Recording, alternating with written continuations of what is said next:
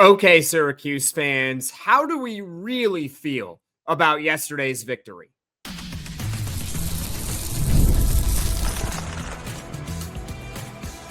You are Locked On Syracuse, your daily podcast on the Syracuse Orange, part of the Locked On Podcast Network, your team every day.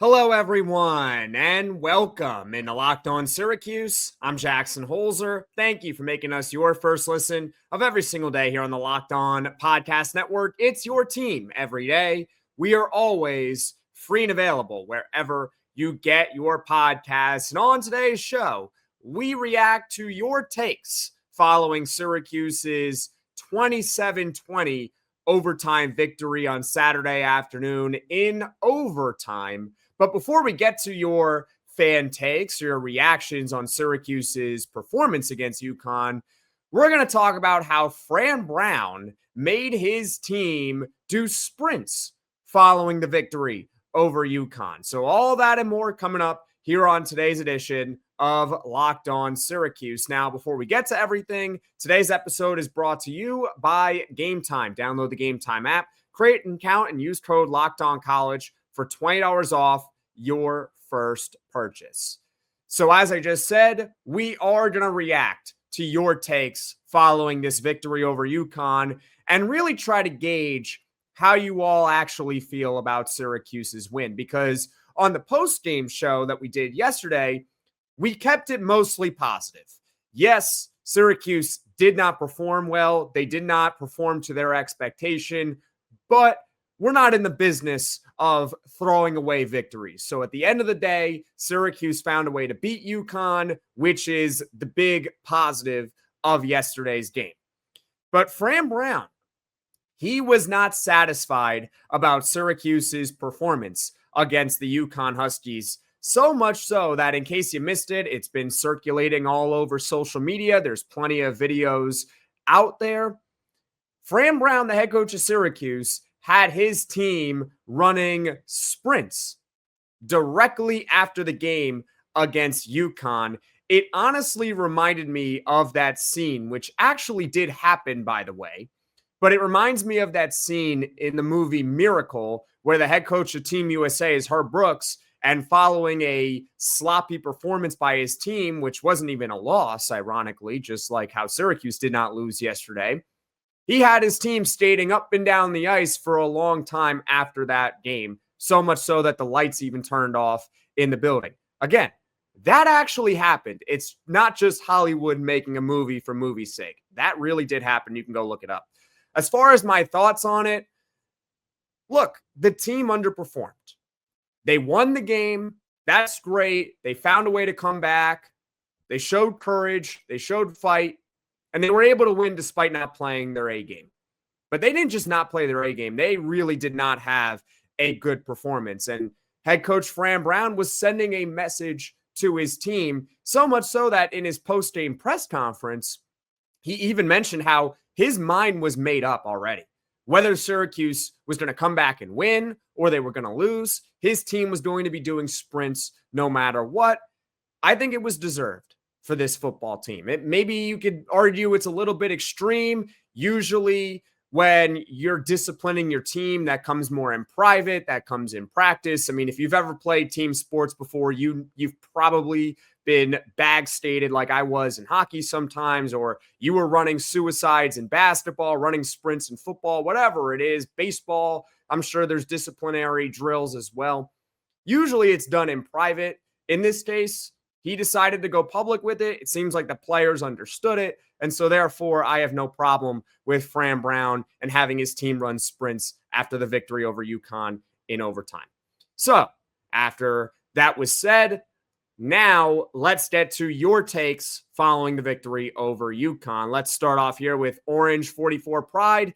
Huge comeback, literally saved SU's season.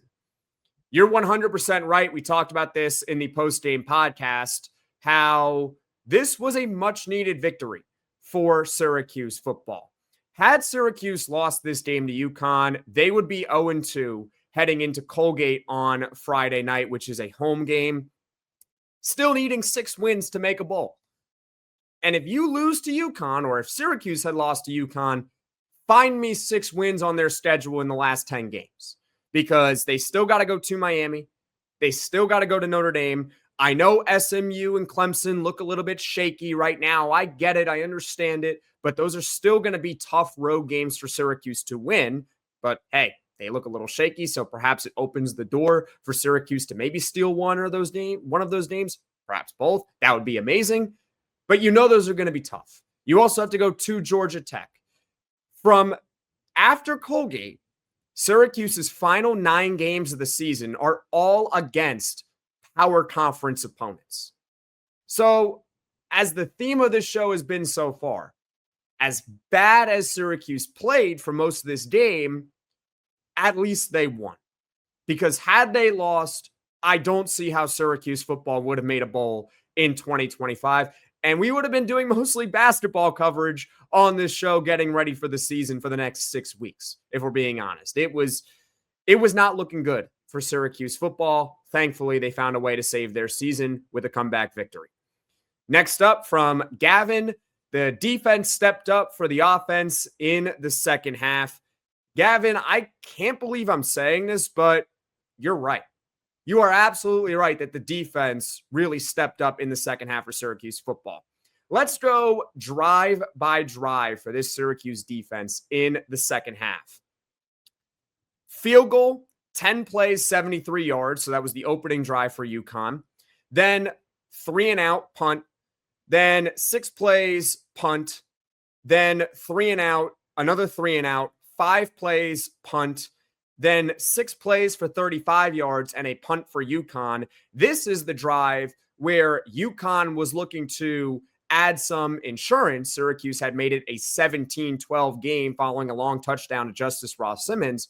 But UConn was set up in Syracuse territory with a 1st and 10 at the Syracuse 39-yard line. And shout out to Kevin Jobity. I know someone in the comments section of the postgame mentioned it.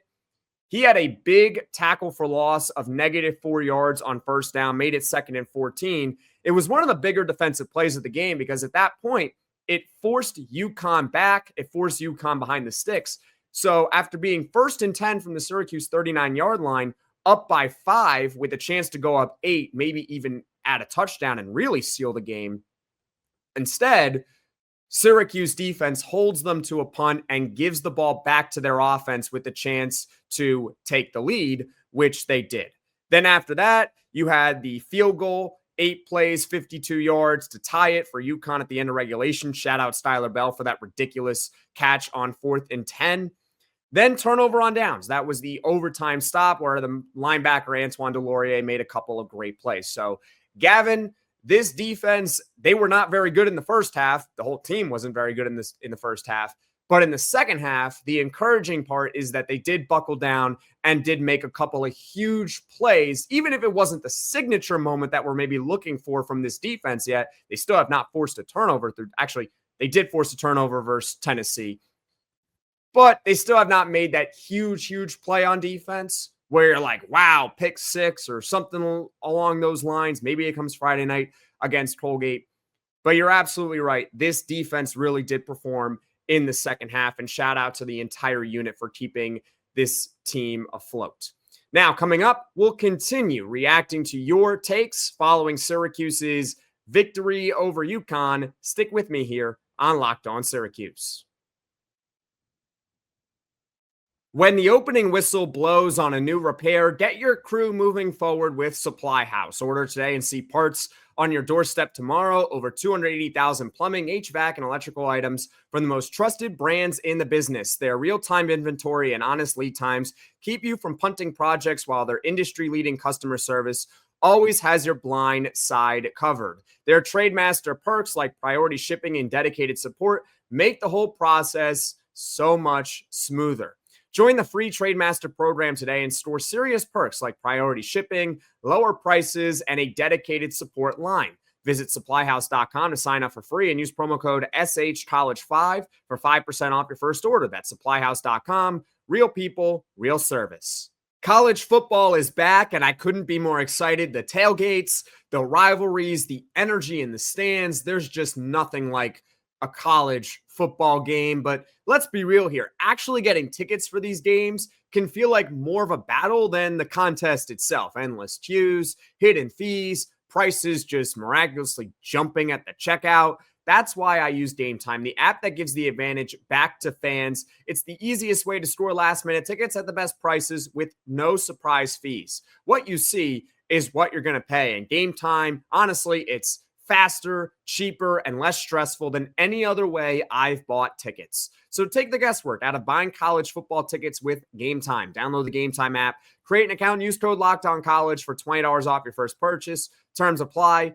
Again, that's promo code LOCKEDONCollege, LOCKEDONCOLLEGE for $20 off. Swipe, tap, ticket, go. Download Game Time today. Syracuse football beat UConn in overtime on Saturday, 27-20. Let's continue reacting to your takes following the win. All right, let's go to Gene here. I wanted to see Ricky Collins in action. I commend Coach Fran Brown sticking with Steve Angeli because he is loyal, though. Gene, there were multiple instances in this game where I was fed up with Syracuse's quarterback, Steve Angeli. And there were moments when it seemed like the crowd was fed up with Steve Angeli in this one because he did not have a strong performance. And I understand that up until the end of the fourth quarter, that it was not all his fault, okay? Two things can be true, all right? Steve Angeli did not have a good 3.5 quarters. He also did not get a lot of help, okay? The entire offense was sputtering. The times where I was, quote unquote, done with Steve Angeli, I'll own up to it. About 5 minutes left in the third quarter, he had an awful dump off on second down. Then on third down, he gets sacked. And at that point, I'm like, all right, let's see what Ricky Collins can do because this Syracuse offense is doing nothing to start the second half.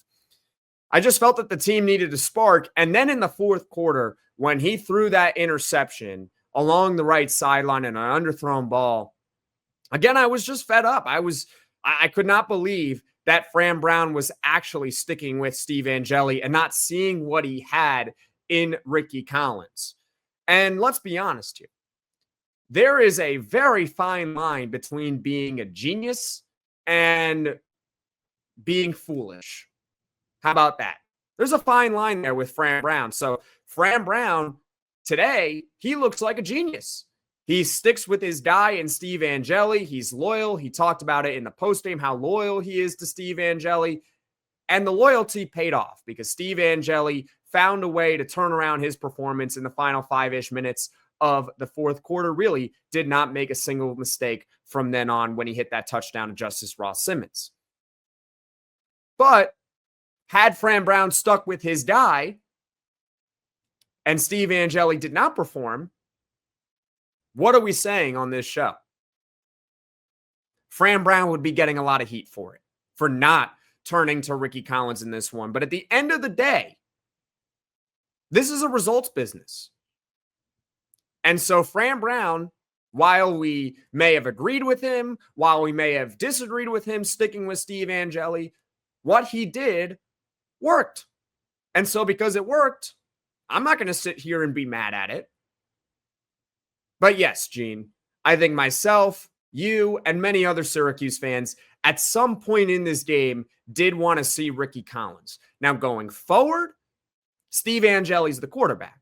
Okay, he's going to be the quarterback for Friday night against Colgate. Barring some catastrophe in that game, he will also be the quarterback against Clemson, and we can reevaluate after that. I know Fran Brown still says that it's Steve Angeli's team. It's Steve Angeli is the guy. I think the jury is still out on Steve Angeli. I don't know if he's elite. I don't know if he's terrible. I want to see more. I'm still in wait and see mode with him.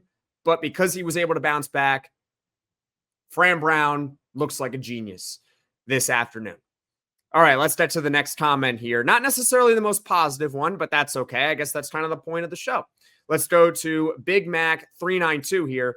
Let's face it, Syracuse coaching sucks. Coach Fran Brown makes several bad decisions along the way. The defense remains weak, and the coaching is the equal of that. Putting Steve Angeli back in after the mega hit was remarkably stupid. I honestly cannot imagine this team doing well as the season progresses. Heck, Colgate will give them a game. All right, let's just stop right there for a moment. If Colgate is really giving Syracuse a game, that is really, really bad. Okay, I think Syracuse should win that one by 30 to 40 points minimum. Syracuse in their history has never lost to an FCS opponent, but let's keep going right here. As regards the W in overtime, it was apparent that the UConn defense was gassed. That's probably true. Syracuse played above itself for just the few minutes left and made it a game. Credit the guys on the field for that. Fran's a nice guy, but he struggles to manage a game. Tough for the players and the fans. Yeah, a lot to unpack there, Big Mac. First off, regarding the hit with Steve Angeli. Steve Angeli took a lot of big hits against UConn. He also took a lot of big hits when he played against Tennessee in week 1. But here's the deal. Unless he's physically unable to perform, as of right now, Fran Brown is going to stick with Steve Angeli. And Steve Angeli also talked about at postgame how, look, he's a quarterback. He's been getting hit his entire life. So as long as Steve Angeli health-wise is okay, and as long as Fran Brown believes that he is okay, I'm not going to sit here and say it's crazy that after Steve Angeli takes a big hit, that he gets back up and he remains in the game for Syracuse. Obviously, again, the key there is that he is still physically able to perform. All right, so that's that. As far as the decision-making is concerned, there were a lot of questionable decisions by Fran Brown and this coaching staff, which is odd because Big Mac, you say, let me pull up the comment here again about how Fran's a nice guy, but he struggles to manage a game here. Last year, I did not feel that way, and that's not because the team was good, but because I felt that Fran Brown, for the most part, was a really good game manager. But in this game, I don't necessarily think he managed it well, so I'm with you kind of on that. Now, let's go with the fourth down tries. Syracuse in the first half, including their very first drive of the game, got deep into UConn territory, 2 of their first 3 drives actually, and had fourth and short opportunities where they could have settled for a chip shot field goal, but instead they decided to go for it on fourth down. They did not get either fourth down, and as a result, they left potentially 6 points on the table. Now, normally, I am a big proponent of, especially early in games, just take the points. I know it stinks that you didn't get the touchdown. You're so close to getting the touchdown and you want the touchdown so bad, but you know what? 3 points doesn't hurt you. Just take the 3 points. However, I have scaled back a little bit on that. And it's because, in case y'all are unaware of this, well, the NFL is going on today. Actually, I'm recording this before the 1 o'clock games even start. You're watching this later on in the afternoon and in the evening. I trust NFL kicking games a lot more than college ones, where, yeah, maybe it's a shorter field goal within 30 yards, but if you're telling me it's 4th and 2, 4th and 1 early in a game, I don't mind it as much, just because I just don't trust kicking games as much as I do in college than in the NFL. I don't think they're as automatic from short distance as you might think. So I don't mind the fourth down attempts by Syracuse football. What I do mind is definitely the outcome of those. The first fourth down try was a terrible play call by offensive coordinator Jeff Nixon. Okay, it's 4th and 1.5, 4th and 2 yards, a direct snap to Dan Villari, who's lined up under center, is not a good call. You're too far away to run a play like that. So Dan Villari can fall forward, but as long as UConn gets some sort of push, which they did, they're going to stop Dan Villari short. It was not a good play call there. You are better off just turning around and handing it to Yassine Willis and seeing if he can fall forward and get the 2 yards, starting well back beyond the quarterback, but getting a running head start to the line of scrimmage. And then the second try, there was a free rusher on Steve Angeli. He got destroyed on the hit. He fumbled, and he fumbled so much so that the ball, instead of it being about the 10-yard line, because that's also the reason why you might want to go for it, you're pinning the other team back deep in its own territory when you go for it in case you miss. But in this case, Steve Angeli gets sacked because of a free rusher, and the ball is fumbled all the way to around the Syracuse 30 to 40-yard line, so that field position advantage is now gone. So again, I don't mind them going for it on 4th and short deep in UConn territory, but the first play call was bad, and the second attempt was just terrible execution on the part of Syracuse. As far as clock management is concerned, again, this is an area where I thought Fran Brown did really well with last year, and I was surprised because first-year head coaches, you'd think they might struggle with the clock, but he did not. Most of the time, he was very on point with the clock. He would outcoach the other coaches in games very often. In this game, he was not good with clock management. This really goes on Fran Brown here. It's hard to be upset over it, but let's think. Syracuse takes the lead late in the fourth quarter. They get the 2-point try to Daryl Gill, right? So it's 20-17. Yassine Mullis had the touchdown run outside right. We're all happy. They're up by 3 now. The problem was that Syracuse left too much time on the clock, time that they did not have to leave.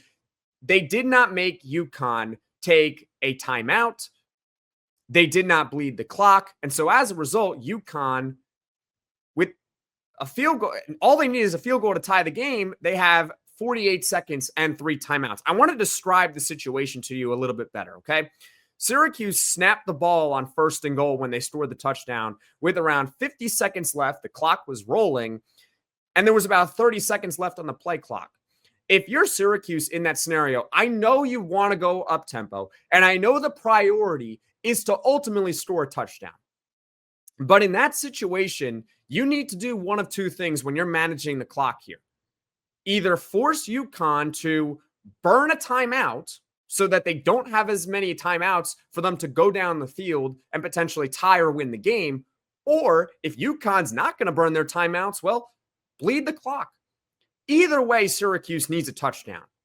Make it so that if UConn gets the ball back, they have essentially no time on the clock, but instead they don't bleed the play clock down. Actually, it was for 2 consecutive plays they didn't do it, and they didn't force UConn to burn a single timeout. And so UConn, to their credit, they take advantage of the clock management mistake by Fran Brown, and they get the game-tying field goal at the end of regulation. So Fran Brown, yeah, his decisions in this one, with 4th down, I could see both sides on it. With the clock management at the end of the game, not very good. All right?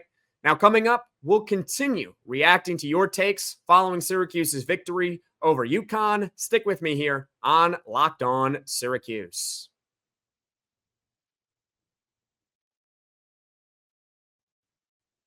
This is Locked On Syracuse. I'm Jackson Holzer. Let's continue reacting to your takes following Syracuse's 27-20 victory over UConn in overtime on Saturday afternoon. But first, thank you all so much for making it to this point of the podcast. I hope that means you enjoy the Locked On Syracuse podcast. And if so, if you can just do me this quick favor, hit that like button, hit that subscribe button. It helps the channel grow to reach all Syracuse Orange fans.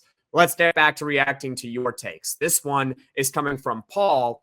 Syracuse needs help and a better quarterback. Collins should have been in the game in the second half. Even though we won, I consider this a loss. We should have dominated UConn, especially at home. What is going on? Question mark, and then a party emoji over there from Paul. Look, Paul, UConn is not the same program it once was. They are no longer this pushover team. So to say that Syracuse should have dominated this game, I think is unfair to the UConn Huskies. UConn last year went 9-4. They played, I believe, 3 or 4. They played 4 games against the ACC last year. They only went 1-3, but they beat North Carolina in the Fenway Bowl by multiple touchdowns. And they were within 1 score against a good Syracuse team last year, a good Duke team last year, and also Wake Forest, who I don't think was very good, if I remember correctly, but still, that's an ACC team. Jim Mora, the head coach of UConn, is very well respected. He understands football, obviously. If UConn makes a bowl this season, which they most likely will make a bowl this season if you look at their schedule, It will be UConn's third bowl in 4 seasons under Jim Mora. Before Jim Mora, UConn hadn't made a bowl since 2015. So to say that Syracuse should have dominated UConn, I think that's not putting enough respect on the UConn Huskies. After all, Syracuse technically covered the spread over on FanDuel, but they were only 6.5-point favorites heading into this game. They should not have really dominated, but two things can be true. UConn is a pretty good team. They're so much better than they used to be, but Syracuse could have played a lot better. We've already talked about Steve Angeli and the whole Ricky Collins situation. We don't need to rehash all of that, but Paul, I think you need to put a little bit more respect on the UConn Huskies, and we can also acknowledge that, Syracuse football going forward, Fran Brown basically told you with his actions and his words with the team sprints that Syracuse can play a lot better as well. All right, let's get into another comment here. The first 3 quarters don't bode well for this season, but the entire season kind of being on the line down late in the fourth and pulling it out is a good sign. Thank you for the comment there. I want to talk further in a podcast, most likely tomorrow, but if not on Tuesday when we do the big picture takeaways, about Syracuse under Fran Brown and how they perform relative to the team that they are playing, because I think it's fascinating. But honestly, let's assess briefly how Syracuse has been through the first 2 weeks of this season. I think we can all pretty much agree as Syracuse fans that they played better against Tennessee, despite the outcome, than they did against UConn with a victory. Okay?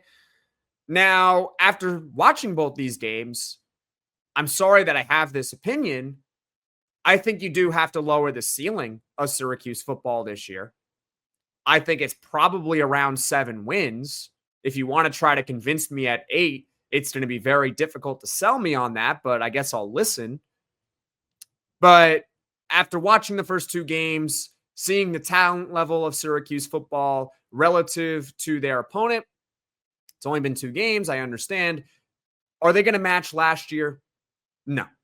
They are not going to, most likely not. I'd be pleasantly surprised if they did. I'm a Syracuse fan. I'm a Syracuse alum. I do not see how they're going to go 9-3 in this regular season, 10-3 overall after a bowl game. But I do think that Syracuse football, and we talked about this in the postgame yesterday, a bowl game is still a very real possibility for this team. I'm not going to give up on Syracuse making a bowl this year. I would have given up had they lost to UConn, that's for sure. But they didn't lose. And after Friday night, when they play Colgate, they're going to win that game. So they'll have 2 wins. They'll be 2-1 heading into Clemson. Okay.